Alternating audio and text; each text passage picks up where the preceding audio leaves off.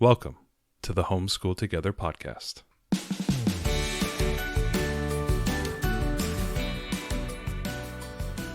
Where one working mom and a stay-at-home dad help you navigate the nuts and bolts of the growing and dynamic world of homeschooling.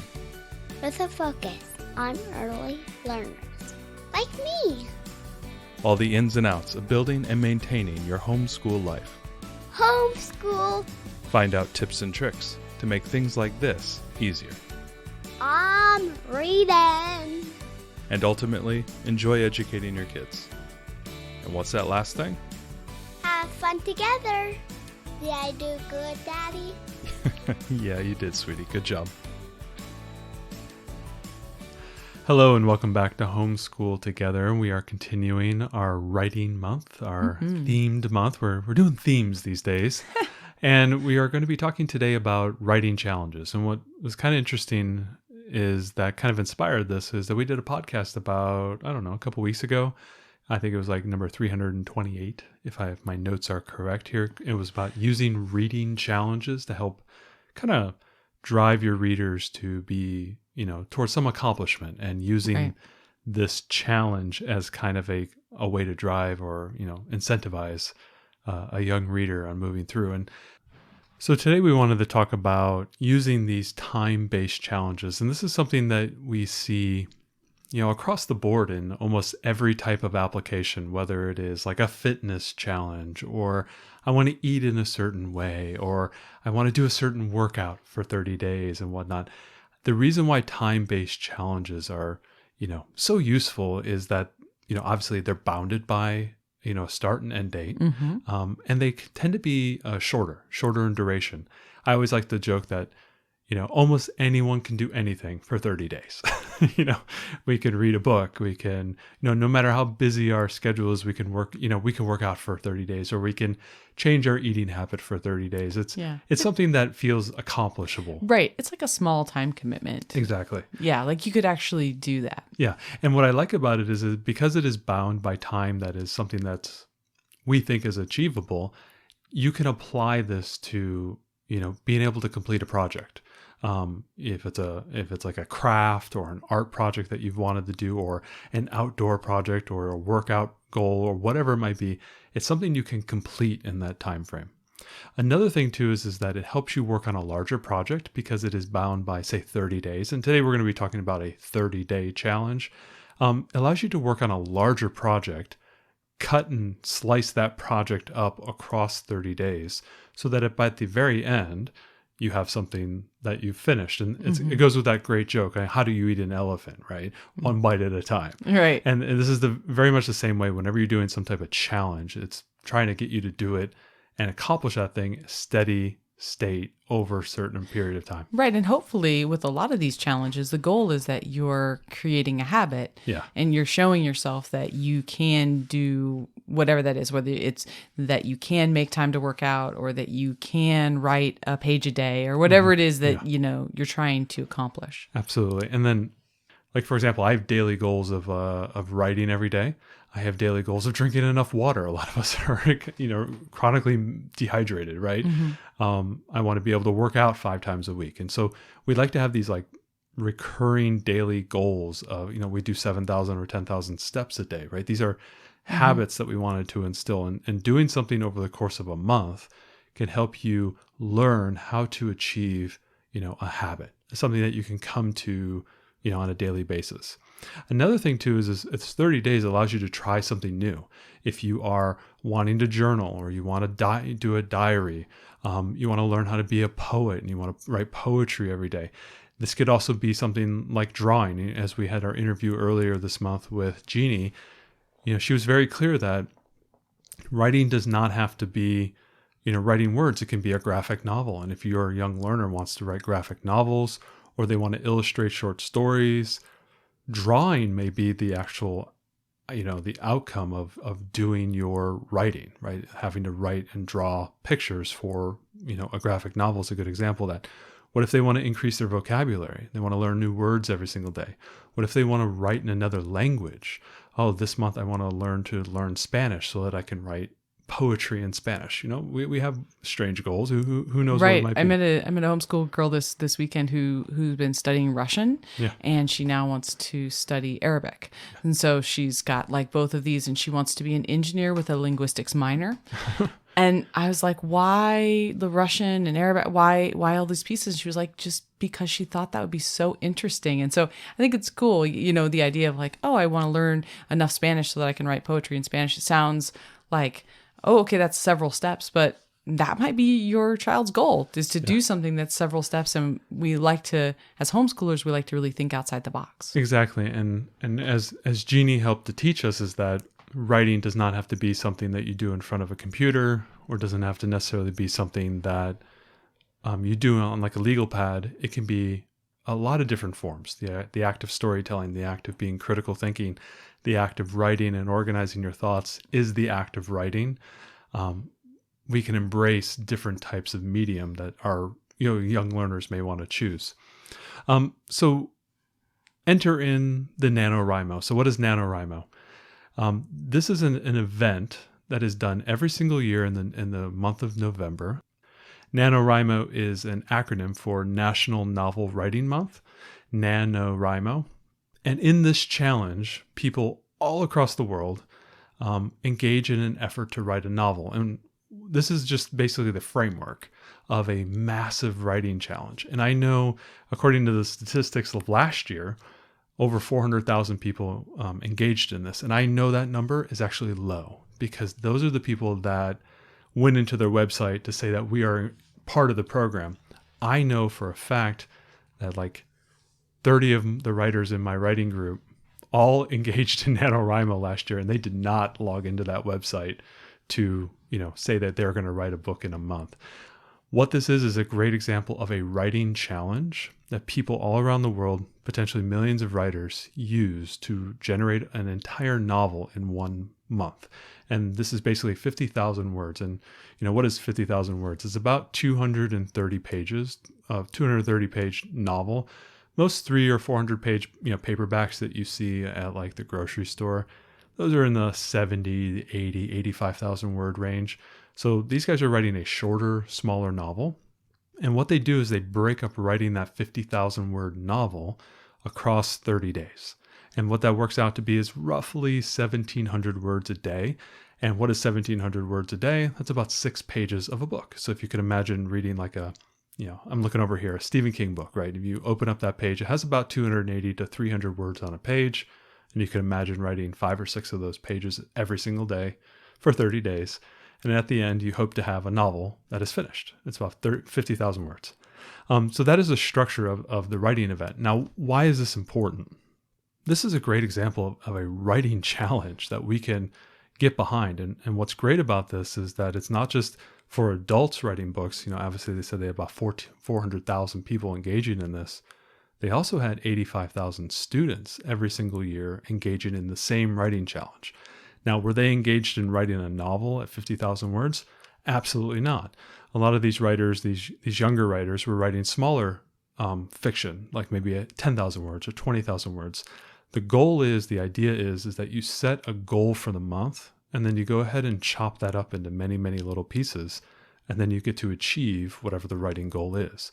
So if you're a writer, say in elementary, you have late elementary, okay, maybe you're writing 100 words a day, or you're writing a short story every day, or you're doing 1 page of a graphic novel every day, whatever that might be.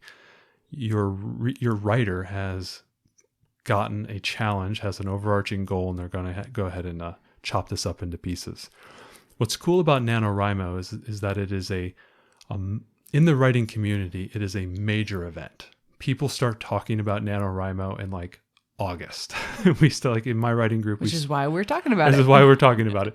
It is one of the things we start talking about. Hey, where are the NaNoWriMo events? Where are the writing events? Are you going to start doing planning? Because even in NaNoWriMo, you don't just start on November 1st and start writing a novel. They actually have explicit time periods in September and October where you're beginning to think about the novel that you're going to write. You're thinking about whatever your goal is. And I've engaged in NaNoWriMo for the last 6 years or so. And each year it's different. It's, okay, I'm going to write an entire novel in the year, in the month, and I'm going to do the challenge. Another year it is, well, I have an existing novel that I'm working on and I want to finish it, right? And I'm going to use this month as a push to get, to the end. Or, hey, I'm going to write a short story every single day.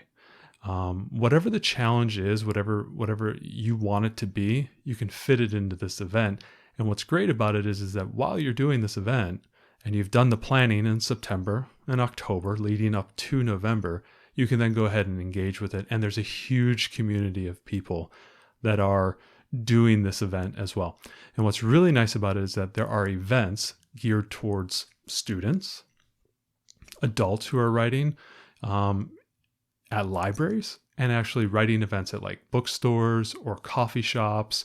There will be events in your local area that are geared towards this. Well, they will allow you to come into the event. You'll sit down with your laptop, put your headphones on, and you get to write during this time frame. And a lot of times it's a couple-hour window. I know a lot of libraries will open up writing rooms where you're able to go in there and work on your work. And again, they don't care what you're writing. They don't care. They're not sitting there standing over your shoulder watching what you're reading. They just want to bring people in who are engaging in this act of a massive writing challenge. So you could think about like these reading challenges that we talked about in a previous podcast that we see at these libraries. This takes it to a whole nother level, and this is a writing challenge, and it is massive. I mean, this is a big event, and I know a lot of people who maybe don't write books or are not in the writing communities probably have never heard of NaNoWriMo, but it is a massive event every single year that is well known within the writing community that people engage in all the time. So as we talked about before, does NaNoWriMo have to be about writing? No, absolutely not. It's an example of a goal-based challenge that we can use for basically any creative endeavor. And I really want you to think about expanding it just beyond writing, because it doesn't have to always be about writing. You can do it in any other type of creative endeavor. And we talked about, drawing or something that maybe feeds into a writing effort. It just has to be something you do every single day. Now, how does this apply to our young children and these young writers that we have that we're trying to cultivate? First thing, we need to put together a writing chart. Find your goal, whatever it might be. Pick a genre that your young learner wants to work in. It could be nonfiction. It can be poetry. They can write short stories, do art for writing, graphic novels, whatever it might be, sewing. It could be, learning a language. Obviously we were trying to focus on writing, but it can be any type of creative endeavor. And I really, really encourage people to really explore the different types. Next thing is you want to set an overarching goal. I think for our younger learners, you obviously want to gauge what would you do for a first grader? What would be the expectations of a daily task or a daily habit? And then set that goal. Maybe for our daughter, if we wanted to, if she wanted to do NaNoWriMo with her dad, maybe she's writing a short story a day from a word prompt and daddy's sitting there typing it for her. Or maybe she is, coloring a picture for, something, one of her favorite short stories that we read to her. Or if we're doing like a 30 short mythology stories, depending on where we are with our ancient civilizations, maybe we pick up a book about ancient mythology and she's drawing a picture for the story that we're doing every single day. Something creative like that, and really find out where your learner is and meet them where their challenge can be. I always like the challenge to be a little bit of a stretch, because I don't like challenges that are easy to obtain, because a lot of times with the challenges, we're trying to improve ourselves in what we're doing. And I always like to go just a little bit beyond. I don't like to overshoot the goal. Like, I'm going to write 100,000 words in a month. That's a very difficult task. And I don't think it's realistic for a lot of people. And I even think for most writers, the 50,000 word goal is actually very high. I used to write at a 1,500 word, 1,400 word clip. And I did that for almost a year, and it was very difficult. And this is asking you to do it at 1,700 words a day. It can be very stress inducing. So I would always say maybe start a lot lower, even if if you have, say, an ambitious high schooler who says, I want to write the novel, I want to do 50,000 words. Maybe they can write a novella that's at 20,000 words, something a little bit more obtainable, or maybe just doing 1,000 words a day or 750 words a day. A little bit easier to obtain, and they get something at the end of it. Really, really work on what is obtainable, but a little bit of a stretch. I think that's always a good goal for most people. Once you have that end goal, obviously you just want to break that up into 30 pieces. So maybe they want to do, 90 drawings, and they want to do 3 drawings a day for their little graphic novel, or whatever it might be. Maybe they want to write 2 poems a day. They want to write a short biography on a famous person. Another kid might want to do a Lego build for some short story that they've read, that you're reading every single day. You said, okay, sweetie, we're going to do 30 short stories. I'm going to read one to you every single day, and you're going to make a Lego character that's in the short story, whatever it might be. Who knows? Be creative, have fun with it. Next thing is to give yourself space to recover. Once you get into the challenge, you're invariably going to have a rough day, or you're going to have something come up. Most notably in the American holidays, that November is the month of Thanksgiving. And very often you have multiple days where you're getting together with family. How are you going to get 1,700 words in when you're, eating a bunch of turkey on that Thursday, and then you're watching, the Michigan game on Saturday, and they beat Ohio State, and you're an Ohio State fan. And how am I going to get 1,700 words in with Michigan beating Ohio State yet again? How are you going to cope with that? So you got to be able to give yourself time to recover. It is, if you fail the day, it's okay.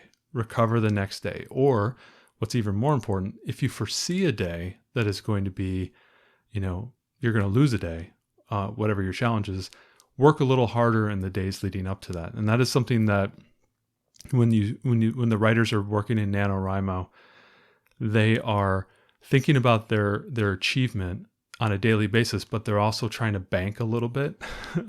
Whenever I used to do it, I used to be like, oh, okay, if I get an extra 200 words, great. That's a little plus I have. So if the next day, if I fall a little short, no problem. I have a couple hundred words that I can bank and pay forward. So if you could think about like your young learner, hey, Timmy, you're going to do 2 poems a day. Maybe one day you'll do 3, and you'll have an extra poem in case you have a rough day, Thursday, or if we're really, really busy because it's Nana's birthday or something of that nature, and we're going to go, and you're not going to have enough time to do that.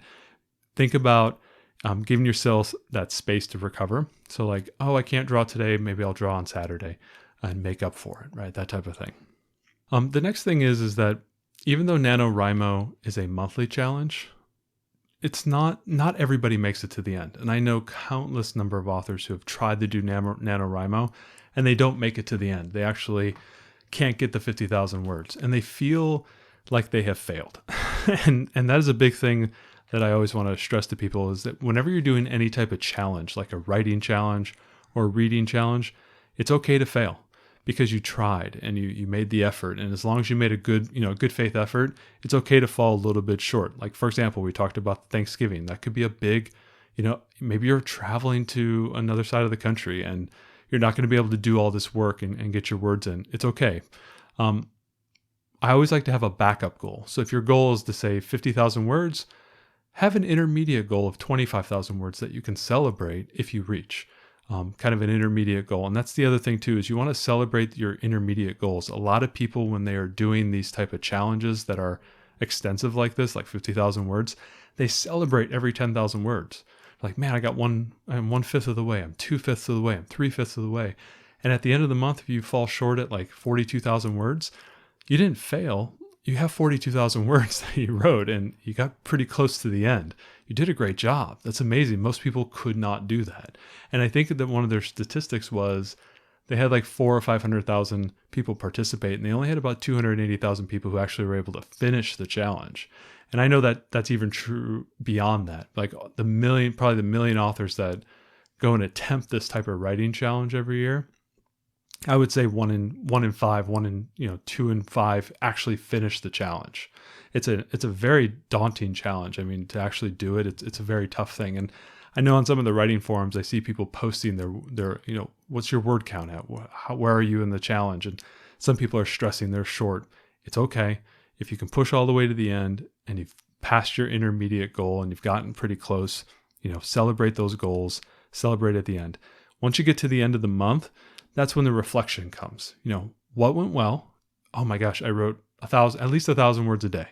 That's amazing. Like, if you think about it, 1,000 words a day, 365 days a year is a George R.R. Martin book, and you went ahead and did the one thing that that man cannot do, which is finish another book, right? Then you can look at it as what went wrong. Okay, I could do 1,000 words, but man, it was really stressful every day. I was up super late. I was just kind of cranking out, garbage at the end of the day, and I don't feel it was high quality. Okay, well, maybe 750 words is a lot better goal for me. What type of improvements are needed? Maybe I have the wrong writing setup, or I had the wrong tools, or, your young learner could say at the end of the month, it was really good, but I always felt like my charcoal wasn't the best. Well, okay, maybe we need to invest in better charcoal for your drawings. And, it was hard because I wasted a lot of time because I was drawing my comic and my graphic novel, and I was having to make the frames all the time. Is there like a frame template thing that I could print out? Or is there something that I can, some tool that I can do that can save me some time? I felt like I was, chewing through about half hour worth of my time just in setup when I could have just been doing my graphic novel or whatever it might be. Finally, what did I learn about myself? Did I feel stressed doing these type of challenges? Do I need to go a lot less? Or do I feel like, man, I was able to do this pretty easily. Maybe I could do a lot more. Reflecting on how that experience went can help you towards generating those good habits and understanding how you can, embrace a challenge that then can go beyond that. So that goes right into the next part, which is, can I continue this habit of writing every single day beyond this? Well, can I maintain this pace? Well, 1,700 words a day is a pretty tough pace. I know Stephen King writes about 2,000 words a day. I think that's his historic number that he always says. He writes about 2,000 a day. I know there are some romance writers that write a lot more than that. I think there's a famous Nora Roberts daily writing where she summarized what she writes on a daily basis. And I think she's about 1,000 words a day. And I'll go ahead and post that. She writes for like 8 hours a day, I think, every day. That's her thing. But what she produces out of that is about 1,000, maybe 2,000 words a day.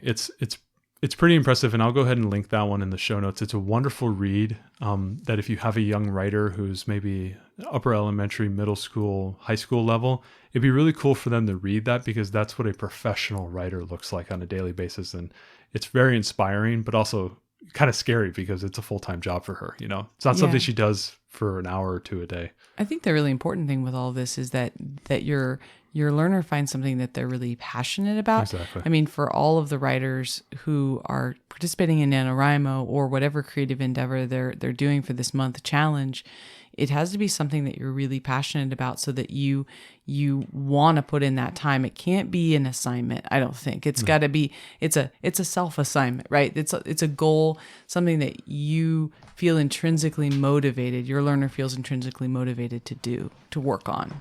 Yeah. Because otherwise you won't have the sense of achievement. First of all, you won't want to do it. Yeah. You won't keep up with it. That achievement won't be felt at the end when you reach a goal that you didn't think was possible. A lot of times with these type of daily goals, especially with writing, you hear there's a lot of people who talk about writing every single day, and that it's very difficult to do that. And the big push is like, if you want to be a writer, a really good writer, you should try to write every single day. And not everything you write every day is going to be wonderful. And I can attest to that. Sometimes it's garbage, but you got your words in there. And they always talk about the muse coming down. And I think his name is Stephen Pressfield. And he wrote a bunch of famous books, Legend of Bagger Vance. And he wrote Hot Gates, which was the historical fiction of the Spartans at Thermopylae. And he's a very famous writer, and he's written a lot of great books. And he always talked about, I think in one of his books, he talked about the muse is always checking in on you, and she wants to see that you're working. And she'll come one day and give you all this wonderful idea. She'll give you the Moby Dick, but she wants to see you working every single day. And she's always checking in on you. And that's kind of the joke within the writers community, that they want to see you working towards a goal. And writing doesn't always have to be sitting down at a computer, pounding out dialogue. Sometimes it's thinking about the story. There's a lot of people who will use that time to plan, chapters or plan scenes, or think about, the effort that they're going into. If they're, writing about historical figures, or you're writing about short stories, or you're doing fan fiction, or you're just writing every single day. the act of writing is like a muscle that needs to be trained. And you will see the improvement if you are working consistently, every single day, or working towards that goal every single day. You see the greatest gains.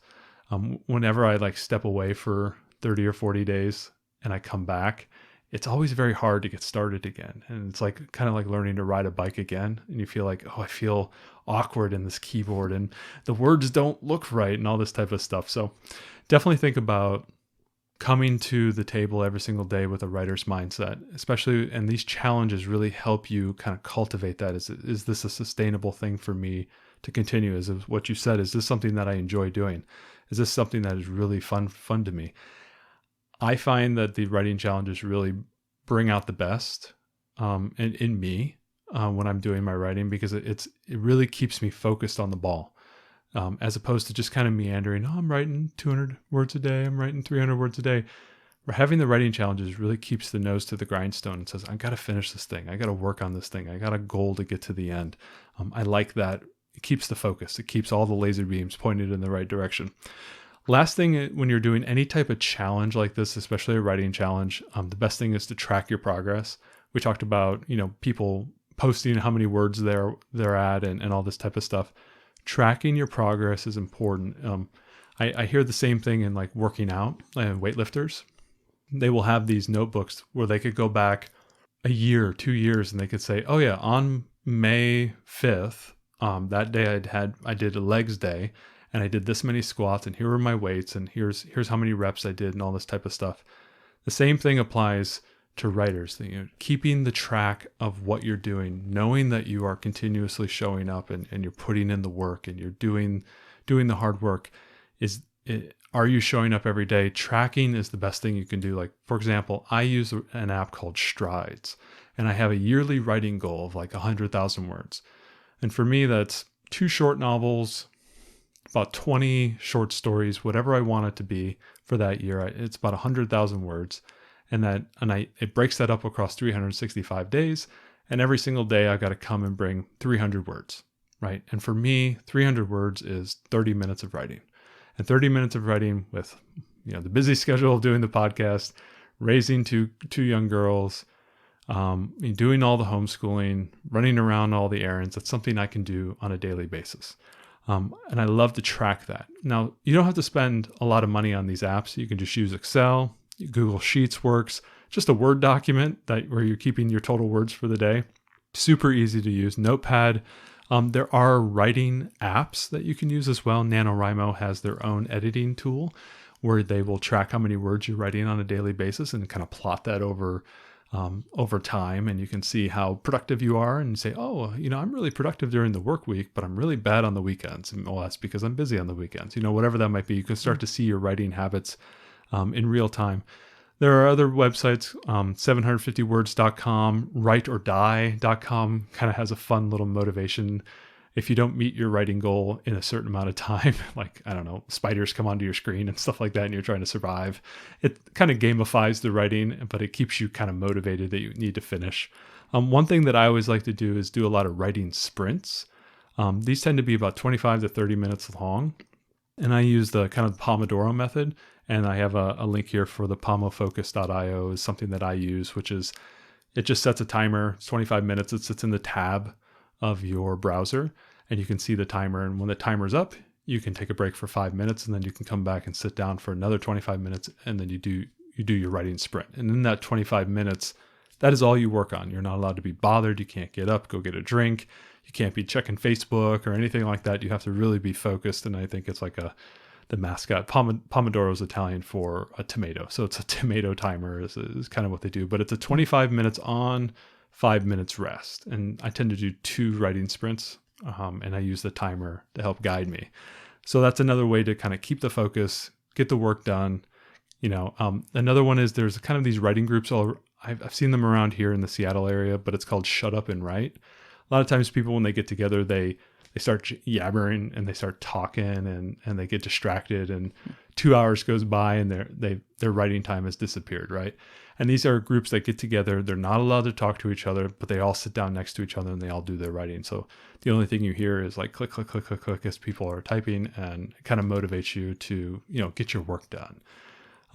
So anyway, as we wrapped up the writing month, we hope that you can maybe think about using writing challenges with your learners, your young learners, as a way to help cultivate kind of our daily writing habit. If that's something that you guys are looking to do with your young learners, doing journals, doing diary work, doing short stories, graphic novels, whatever your learner loves to do when it comes to writing, using a writing challenge and kind of leveraging that with a national writing challenge that is supported, in libraries and in your local community is a great way to, I think, to help motivate your young learner to be part of a bigger community of writers and to kind of have aspirations to being a better writer and using this time period. So as we get to the end of August here and we're into September and October, these are prime times for you to maybe start thinking about your young learner engaging in this big writing challenge that's coming up in November, and thinking about different things that maybe your learner might want to do across those 30 days, and starting to develop a plan and starting to put things into place that hopefully maybe you guys can use as a great writing challenge. You can be part of the the millions of us who are all trying to struggle and be authors. Have your kids be part of that journey as well. I think is a really cool thing. It's a wonderful writing challenge, and I hope you guys can look into it and maybe try to inspire your young learners to a better writing future. Thanks so much for joining us today and making us a part of your homeschool journey. Please engage with us on social media. Join our Homeschool Together podcast group on Facebook and find us at Homeschool Together Podcast on Instagram. We'd love to hear your feedback, questions, and recommendations. Until next time, Happy homeschooling!